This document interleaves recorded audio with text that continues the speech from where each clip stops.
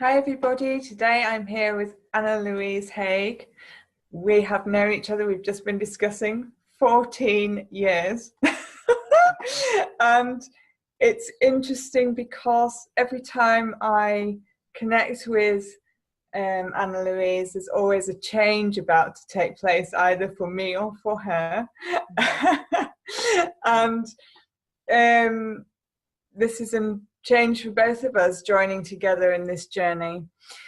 So as you grow, you connect with a calling. When did you realize that the calling you're on now was your calling? Well, first of all, Shauna, thank you for having me here. And you couldn't be more right in saying that a big change is happening. And maybe we'll get a chance to cover that. But for me, my life has been one constant calling in many variations. And I would say that the calling is basically about authenticity and self-awareness and what I would call these days a soulistic consciousness. And Soulistic consciousness to me is all about the synergy, the power of the synergy between the mind, energy, the body, the heart, and the soul. So it's more than just holistic. It is truly into the four core levels of beingness. And I would say that I had my first awareness of that when I was seriously in my early adolescence, at a time when life was really quite turbulent. My parents were getting divorced. There was a lot of unpleasantness and quite a lot of stuff that people talk about openly these days, but just wasn't talked about back then, that was going on. And it was a case of somehow in my sense of self, even being 10 years old, a more mature place sort of said, okay, what makes people behave the way they're doing? What makes all this happen around? And as a young person, I didn't have the intelligence for the answers. I didn't have the vocabulary, but I learned to trust the feelings and the voice, the empowerment voice that came through me. And that's when I started to realize that I wasn't alone in my journey, and that what I'd experienced all my childhood, ever since I was a very young child, hadn't been childish whim. It had been me being very well hosted and connected. And as I've grown, as I've matured, as I've gone down my career path, that has taken on many shapes and forms and many identities in terms of the roles I've played. But the constant thread is the authenticity, the groundedness, and yet the connection to be the messenger, if you like, the world that I work in. Yeah, I mean, one thing I can really connect with what you said there, all of it, but the groundedness, because when I met Louise initially, when she was at the end of her career in teaching reflexology, and one of the things that I always was in those sessions was grounded, because I had to be, because you commanded grounding. You naturally command it. Yeah. And it just brings out the best in people. That's one of the things that you do. You bring out the qualities that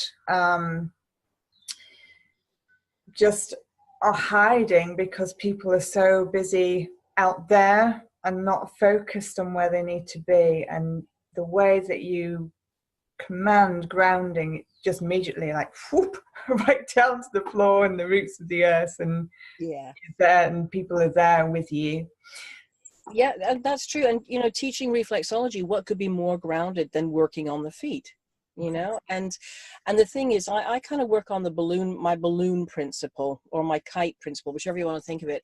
And that is, you can have the most beautiful, let's say a kite, and you can have this most beautiful kite that you've made, and you really want to see it soar, but it's nothing without having somebody to hold the string so that it has an anchor point to pull against. And when I'm working with clients and students, I create that opportunity for them to be the kite so they can soar really, really high. But because we have a grounded foundation, they know they can come back to a safe, sacred place and still be able to get on in the world. And to me, that's part of the Soulistic Consciousness. It's the mind part that brings people to that sense of centeredness and focus and connectivity with people around them. So nobody has to be isolated by being on their personal journey, but they can soar.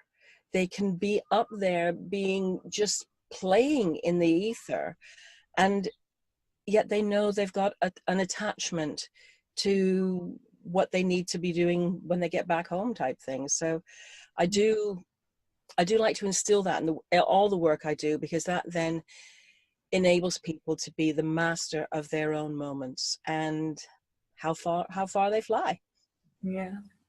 Yeah, absolutely. And even then, when you were grounding people, there was healing happening all around, not just because of the reflexology we were learning, but because of the groundedness you brought in. Healing was naturally taking place in everybody that was around. And I know for me, it was one of the most turbulent times of my life, actually. I remember. Yeah. And to have that groundedness, it was a feeling of safety, actually, that you gave. And I'm sure in all the work you do, that is one of the things that you do, give that feeling of safety all the time. But what are the typical transformations through that you achieve with people? Well, the thing is, I love seeing people soar, seeing them blossom, see them transform, emerge, whatever you'd like to call it. And since I stopped teaching reflexology 15 years ago now, so it's a very long time that well, it is actually a super long time that we've known each other, I think perhaps more even than 14 years. Yeah. The kind of transformations that I really am passionate about delivering are ones where people are imbued with self-awareness and self-knowing, and at the same time they then are able to be the master of their own mindset, so that they can make their own decisions from an informed self-knowing position. So their transformations might be very similar to somebody else's who's receiving coaching or counseling or some other form of instruction. But what I like to infuse the people I work with, whether it's a client, a one-to-one, or whether it's on a retreat or on my online courses, I want to give them these tools and skills so they can actually continue to be the master of their destiny. So I'm not doing it for them. I'm not telling them how to do it. I will guide, I will support, I'll give suggestions, but it's about the tools so that they can continually serve themselves from a really strong place of strength. So I see people who've got terminal illness, and the transformation there is actually sometimes a transition. And it's about approaching that with grace and dignity and without fear. It's about also the transformations are from relationships, which can be another form of dying off to the old self in a relationship and embarking on a new self. So in my work, it's moving from one stage of life to another. And I suppose whether it's a transcendence, a dying, a passing, or a relationship ending, or needing to move from one state of ill health into a better state of health, or the full self-empowerment, self-knowing side, it's all about endings and beginnings. And I love to see the seeds of new beginnings being sown, and then give people the tools to cultivate that garden of their soul so they can continue to grow themselves and make good choices that are right for them on their path, and at the same time continue to learn and grow. So I'm a bit like a gardener to the soul, I suppose. I suppose that's one way of looking at it. Oh, an awesome description. Thank Yeah, you. absolutely. Yeah, that's wonderful. Because what you say there, cultivation of the self is crucial, and it's something that not many instinctively do. No. Because they're too busy trying to fit in. And actually it's that uniqueness of cultivating the self and discovering your unique aspect that makes your life simple. Absolutely. Yeah. Yeah. I think, to be honest with you, we are so caught up, and it's nobody's fault or anything, but we are so entrenched in illusion, you know, must have, should do's, must buy, and about comparison and scarcity and this and that. And it's so, takes up so much time and energy and breeds so much unhappiness and unsettlement and depression and anxiety and poor decision making based on fear. And what you, exactly what you said there, Shona, you know, when people get into the self-knowing matrix of themselves, when they discover that that magical mix that they're searching for outside themselves has been inside themselves all the time and more than they could ever imagine, life does click and it becomes simpler. Because you know your values, you know what makes you tick, you know what your purpose is, you're free to be able to make good choices and adapt and grow. And also you release the burdensome task of continually feeling guilt or shame or blame or anxiety or anger or whatever it is, and being robbed of your joy every moment that you feel any of those emotions. So for me, it's about helping people define their authentic self, so that they can understand when the illusions or the time bandits or the ego bandits are coming to call, and they can step back into their power and stand in their power, so that they really are very much the master of their moments, the master of their mindset. Yeah. Yeah, and that's kind of, yes, the master of your life and its flow, and everything is such an important part of beingness. Yes. And it's like, yeah, and actually, you know, as you know yourself, you learn as well that less is more. And you know, it's like when you, as the humanness and everything drops away and all of that, and you really go deep into the core, and you look for yourself, you know who you are, you're in your power, but there's nothing, and yet there's everything. Yes, yes, definitely, definitely. And it's so needed right now. You know, I see that for the work I do, I work primarily with women, and the essence of empowerment that's rising up, not as a force against the masculine, but as a time to harmonize within the masculine, female, feminine divinity that's available to us in this birthright.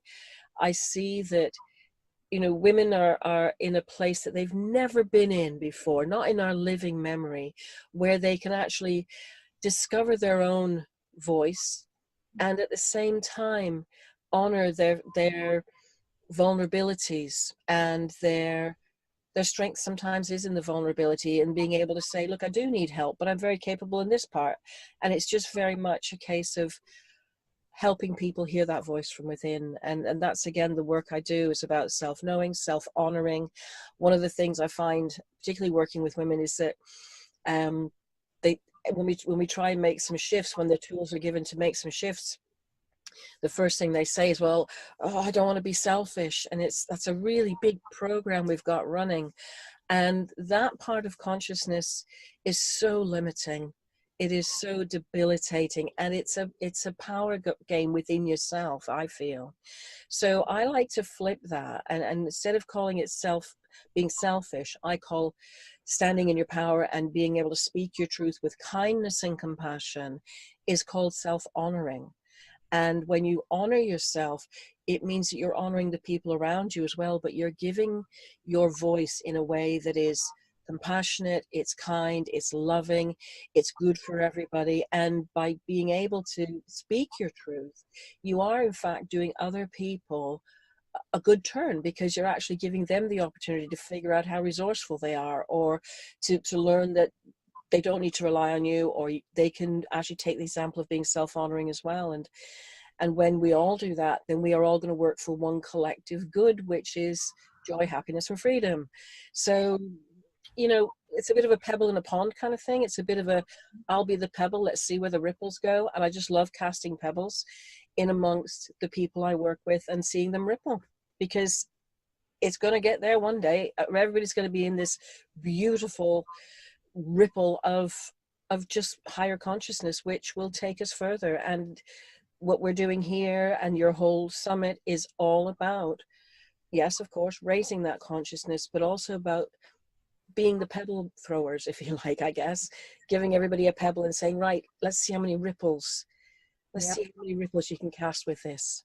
Yeah, that's exactly what it is. Oh, what a wonderful description. Thank you very much.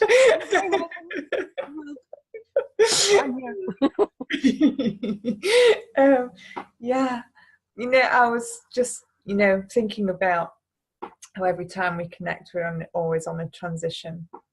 And I remember one of the things, you haven't done it, but I remember one of the things that you were talking about was because you connected with your higher self, shall we say, and you were thinking at one point of changing your name as part of your transition. Oh, yes, yes. Yeah.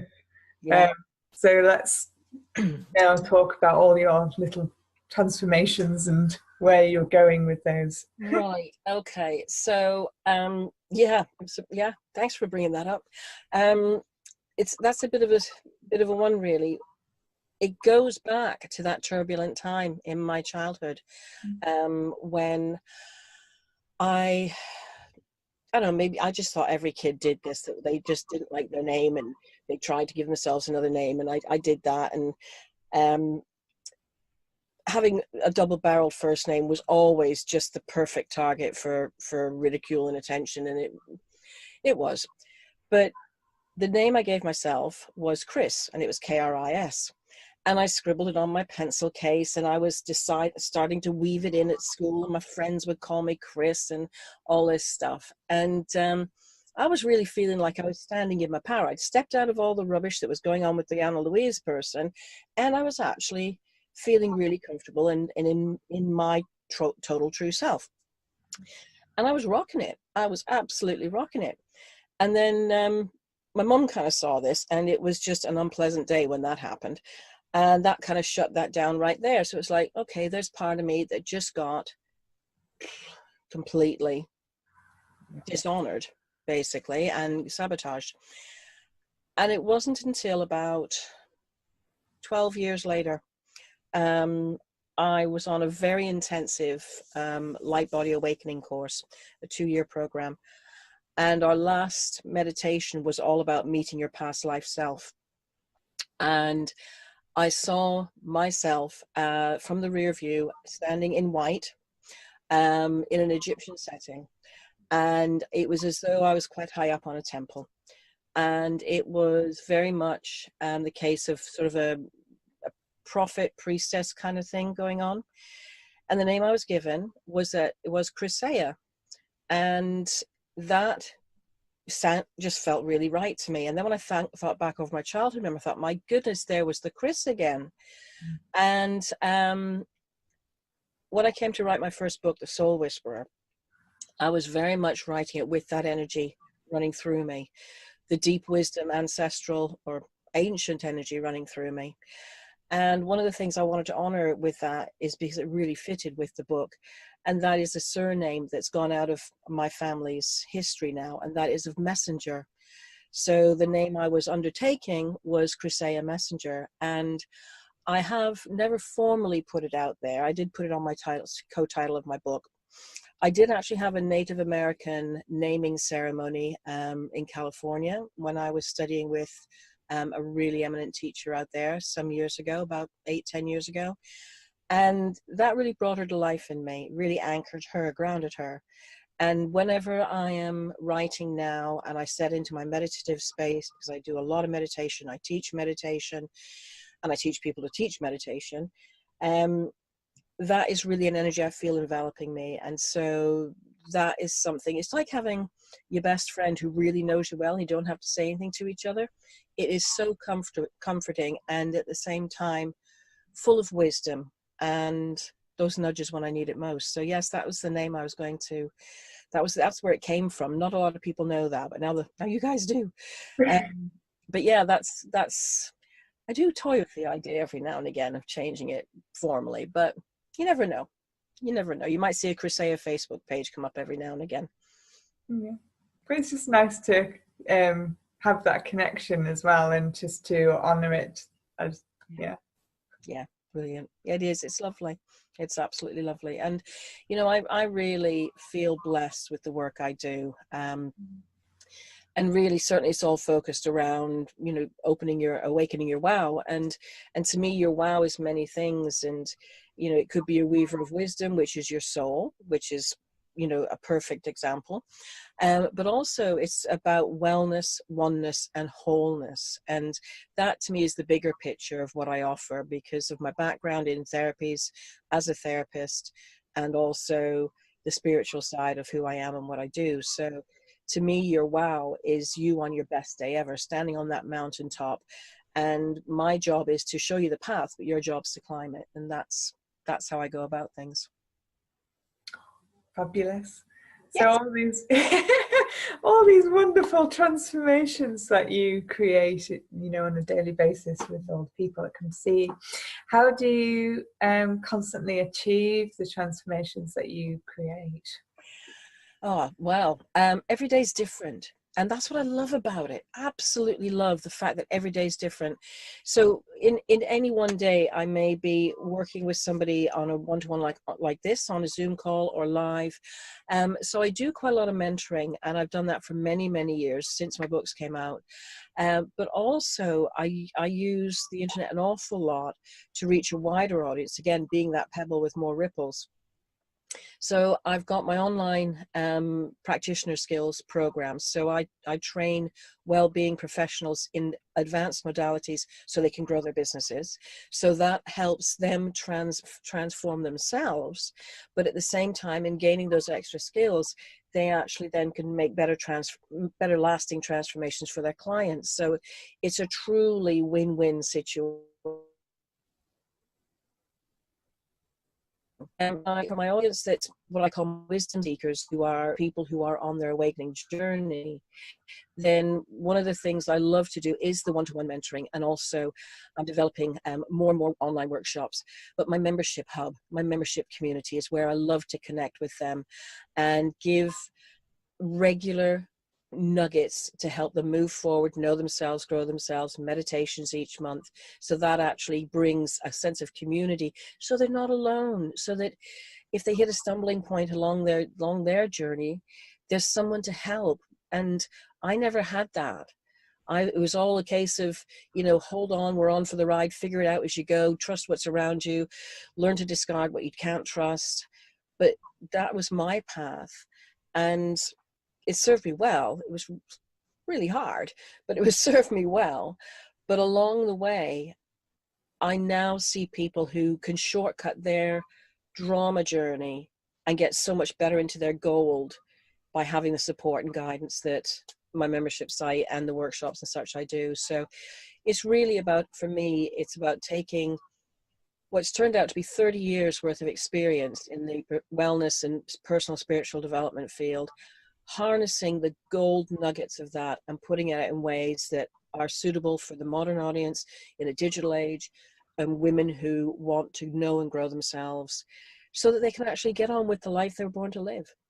And I love doing that through the various ways I mentioned. And I love teaching retreats. I love teaching retreats in the Yorkshire Dales and in Glastonbury. So, and other fabulous places I've got in mind coming up in the next few years. So that's me. That's what I do. Do tell. Where are you traveling to? Well, I've run retreats in Glastonbury for a long time. And next year I'm running them in the Yorkshire Dales. And what I want to do is start to run them in other places such as Greece and Portugal. I have invitations to go to France, and I would love to go back to Canada, rural Canada, and take a group there for a really grounded but spiritual experience. So I'm open to invitations. So I will happily bring myself and my program and all I can offer wherever the invitation will take me. Well, New Zealand is obviously a must. It's a very good idea. I think that'd be perfect. Yes, I accept. Thank you. Yay! We all look forward to that one. We'll all shout about it. Yeah, we will. Oh, that's awesome. So, yeah, spreading those wonderful wings far and wide. God, that's wonderful. You know, that's the ripple effect, isn't it? You know, you start one and they just go out, and that's really what this is about here. It's that space where all the ripples, where everybody that is creating the ripples comes together until the ripples get larger, faster. Yes. Yeah. And that's absolutely the best part, isn't it? They get larger, faster, so they reach further. Yes. You know, and back in the day when, you know, when you and I first met, and certainly when I first started training, doing teaching, I remember the days of being called a witch and having stuff thrown at me, losing friends, and really being kind of isolated and alienated and dropped off the shelf. Yeah. By so many people and so many situations in life. And that just doesn't happen now, thank goodness. But I still have people who come to me. In fact, I've got clients now who I'm getting to meet their great grandchildren, and that doesn't make me feel old at all. Much. But you know, it's just, it is that ripple. And the thing is, I really truly believe that when we impact somebody at a deep core soul level, we are changing their soul's matrix, their internal spiritual DNA. And when that ripples down through the generations it ripples to are already born knowing, born ready to take leaps and jumps rather than stumbles and crawls. And this is what those of us who've been doing this a good while have been doing for others. And I love the fact that we've got this kind of platform to be able to let people know that maybe they already have what they need more near the surface than perhaps they're realizing, if they've known people along the way or family members who have done the spiritual journey, have embarked on it. For a lot of people who are awakening up, they think it has to be hard and long. It can be if you choose. But look around you and look who's in your heritage and who's in your lineage, and look who's in your circles, and accelerate, because the world needs you. That's so true of what I feel is happening and what needs to happen now. Yeah, you're absolutely right. That is absolutely true. And yeah, that's one of the reasons why I basically had a divine kick up the bum to create this space. And why we're all coming together so beautifully and putting ourselves out there so beautifully. Yeah, and you know, I always have, but I'm going to say it again anyway. I honour you, Anna Louise, and all that you are. And you know, when we met, it was the strength that you have, the courage that you have, the ability to command that you have, and as well the deep love that you have with it. It's it's something that I was always struck by, and it's probably, even though we've been going like this through the years, we've always been connected. And you know, things that you've been saying here, you know, about the tough times and the youth, and still clinging to your knowingness of who you are and allowing it to come out regardless of others. You know, it's the misfits, the square pegs. Yep. Are the ones that are the ripple creators. I mean, bring the changes. And you know, it's just been absolutely wonderful to share this space with you and hear you put yourself out there so beautifully, as you always do. And you know, if people watching want to connect with Anna Louise, she'll look forward to seeing you, and you can connect with her website and details to personally contact her from itsatoughworldouthere.com. And Anna Louise, is there anything else that you wish to add to finish? Well, wow. Thank you. Thank you so much, Shona. And, you know, you said right at the beginning that we always tend to meet when we've got, you know, we're both on the cusp of making new transformations. And that certainly is where my year's heading. So, because I know I've got so much more coming up this coming year. And I just love the fact that we have connected again. And it's beautiful to be part of the summit and to meet the people within the summit. And I think just really what I want to say is that gratitude goes an awful long way. And I think that's one of the biggest ripples we can ever give in our lives, because, you know, the words thank you open a different part of our hearts and let the joy come out. And thank you. Thank you.